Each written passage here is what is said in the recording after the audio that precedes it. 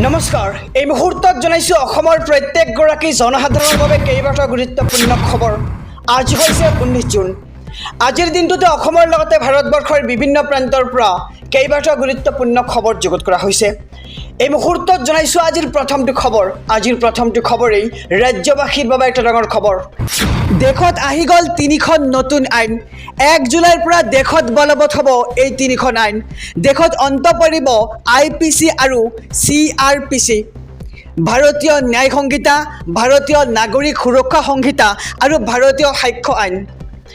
নতুন আইন অনুসৰি গণহত্যাত জড়িতসকলক দিয়া হ'ব ফাঁচী আৰু ৰাজদ্ৰোহৰ ধাৰা 124A ৰূপে সমাপ্ত হ'ব আৰু ৰাজদ্ৰোহৰ পৰিৱৰ্তে এতিয়া দেশত থাকিব দেশদ্ৰোহ আইন আৰু নতুন আইন অনুসৰি আৰক্ষীয়ে দিব লাগিব গ্ৰেপ্তাৰৰ তথ্য। আমি সবিশেষ জনাইছোঁ যে এই নতুন আইন তিনিখনত কি থাকিব। কোনো ব্যক্তিক গ্ৰেপ্তাৰ কৰিলে পৰিয়ালক তথ্য দিব লাগিব আৰক্ষীয়ে আৰু কোনো এটা গোচৰত 90 দিনৰ ভিতৰত কি হ'ল তাৰ তথ্য গ্ৰেপ্তাৰ কৰা ব্যক্তিজনক দিব লাগিব আৰক্ষীয়ে আৰু কিশোৰীৰ সৈতে ধৰ্ষণত জড়িত হ'লে যাৱজ্জীৱন কাৰাদণ্ড দিয়া হ'ব আৰু সন্ত্ৰাসবাদক লৈ দেশত আহি গ'ল কঠোৰ আইন।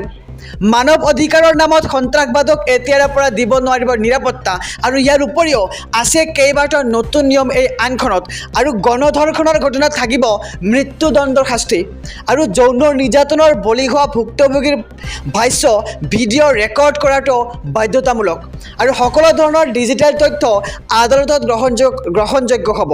আৰু দেশত আহি গ'ল এই তিনিখন নতুন আইন আৰু আগন্তুক 1 জুলাইৰ পৰা দেশত বলবৎ হ'ব এই আইন তিনিখন। এই মুহূৰ্তত জনাইছোঁ আজিৰ 2 নম্বৰ খবৰটো। মাইক্ৰ' ফাইনেন্সৰ ঋণী মহিলালৈ হিমন্ত বিশ্ব শৰ্মাৰ বৃহৎ ঘোষণা। 50,000 টকা পৰ্যন্ত ঋণ লোৱা মহিলাৰ ঋণ মাফ কৰিব এইবাৰ চৰকাৰে আৰু আগষ্ট মাহত ৰূপায়ণ কৰা হ'ব এই অভিলাষী আঁচনি। বেংকৰ ঋণ মাফ কৰি মহিলাক দিয়া হ'ব NOC আৰু কেবিনেটত বৃহৎ সিদ্ধান্ত লৈছে এইবাৰ হিমন্ত বিশ্ব শৰ্মাৰ চৰকাৰে আৰু ইতিমধ্যেই 25,000 টকা পৰ্যন্ত ঋণ লোৱা মহিলাৰো ঋণ মাফ কৰি দিছে চৰকাৰে আৰু মাইক্ৰ' ফাইনেন্সৰ ঋণী মহিলালৈ হিমন্ত বিশ্ব শৰ্মাৰ বৃহৎ ঘোষণা। 50,000 টকা পৰ্যন্ত ঋণ লোৱা মহিলাৰ ঋণ মাফ কৰি দিব এইবাৰ চৰকাৰে। এই মুহূৰ্তত জনাইছোঁ আজিৰ 3 নম্বৰ খবৰটো। ৰাজ্যৰ কেইবাখনো জিলাৰ বাবে বতৰ বিজ্ঞান কেন্দ্ৰৰ এলাৰ্ট। প্ৰান্তে প্ৰান্তে আজিৰ দিনটোত নেৰানেপেৰা পৰা বৰষুণৰ সম্ভাৱনা আৰু 2 ঠাইত বৰষুণৰ লগতে পৰিব পাৰে বজ্ৰ। ইতিমধ্যে ভিন্ন প্ৰান্তত নিশাৰে পৰা ধাৰাসাৰ বৰষুণ হোৱা দেখিবলৈ পোৱা গৈছে আৰু বিশেষকৈ 12খন জিলাত নেৰানেপেৰা পৰা বৰষুণৰ পূৰ্ণ সম্ভাৱনা।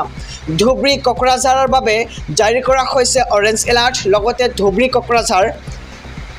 কোকৰাঝাৰৰ বাবে জাৰি কৰা হৈছে অৰেঞ্জ এলাৰ্ট আৰু ইয়াৰ লগতে চিৰাং, বাক্সা, বৰপেটা, বঙাইগাঁৱৰ বাবে য়েল্ল' এলাৰ্ট জাৰি কৰিছে আঞ্চলিক বতৰ বিজ্ঞান কেন্দ্ৰই আৰু শোণিতপুৰ, বিশ্বনাথ, ধেমাজিৰ বাবেও জাৰি কৰা হৈছে য়েল্ল' এলাৰ্ট আৰু ডিব্ৰুগড় আৰু তিনিচুকীয়াৰ বাবেও জাৰি কৰা হৈছে য়েল্ল' এলাৰ্ট আৰু ৰাজ্যৰ কেইবাখনো জিলাৰ বাবে বতৰ বিজ্ঞান কেন্দ্ৰৰ এলাৰ্ট। প্ৰান্তে প্ৰান্তে আজিৰ দিনটোত নেৰানেপেৰা পৰা বৰষুণৰ সম্ভাৱনা আৰু 2 ঠাইত বৰষুণৰ লগতে পৰিব পাৰে বজ্ৰ। এই মুহূৰ্তত জনাইছোঁ আজিৰ 4 নম্বৰ খবৰটো। লাখ লাখ ৰেচন কাৰ্ডৰ হিতাধিকাৰীৰ বাবে আহি পৰিছে ডাঙৰ খবৰ। আপুনি শীঘ্ৰেই সম্পন্ন কৰিব লাগিব KYCৰ পৰীক্ষণ। খাদ্য ৰাজহুৱা বিতৰণ আৰু গ্ৰাহক পৰিক্ৰমা বিভাগে জাৰি কৰিছে এই বিশেষ জাননী আৰু 15 জুনৰ পৰা 25 জুনৰ ভিতৰত আপুনি কৰিব লাগিব এই KYCৰ কাম আৰু KYCৰ বাবে প্ৰশাসনে গ্ৰহণ কৰিছে বিশেষ পৰীক্ষণৰ কাৰ্যসূচী।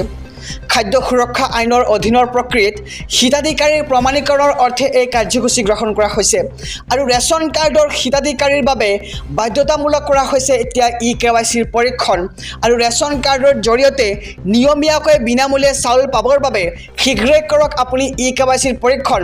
যদি আপুনি KYC সম্পন্ন নকৰে তেন্তে আপুনি ৰেচনৰ সামগ্ৰী লাভ কৰিবলৈ সক্ষম নহ'ব আৰু আপুনি কেনেকৈ কৰিব ৰেচন কাৰ্ডৰ বাবে KYC পৰীক্ষণ সবিশেষ জানি লওক। হিতাধিকাৰীসকলে যাব লাগিব সংশ্লিষ্ট সুলভ মূল্যৰ দোকানলৈ। আপুনি যাৰ পৰা ৰেচনৰ সামগ্ৰী লাভ কৰে আপুনি তাতে যাব লাগিব প্ৰথমে।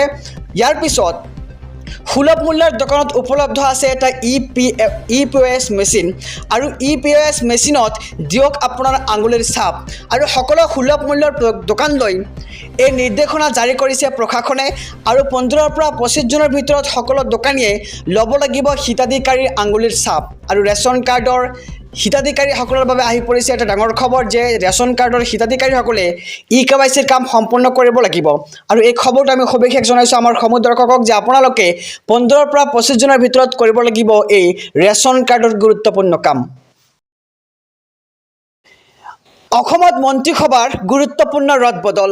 কেশৱ মহন্তৰ হাতৰ পৰা স্বাস্থ্য বিভাগ নিজৰ হাতলৈ নিলে ৰাজ্যৰ মুখ্যমন্ত্ৰী ডক্টৰ হিমন্ত বিশ্ব শৰ্মাই আৰু ৰাজ্যৰ নতুন পৰিবহণ মন্ত্ৰী হ'ব কেশৱ মহন্ত। লগতে আবকাৰী বিভাগৰ দায়িত্ব কেশৱ মহন্তৰ ওপৰত আৰু পূৰ্বে এই বিভাগকেইটাৰ দায়িত্ব আছিল বৰ্তমানৰ সাংসদ শুক্লবৈদ্যৰ।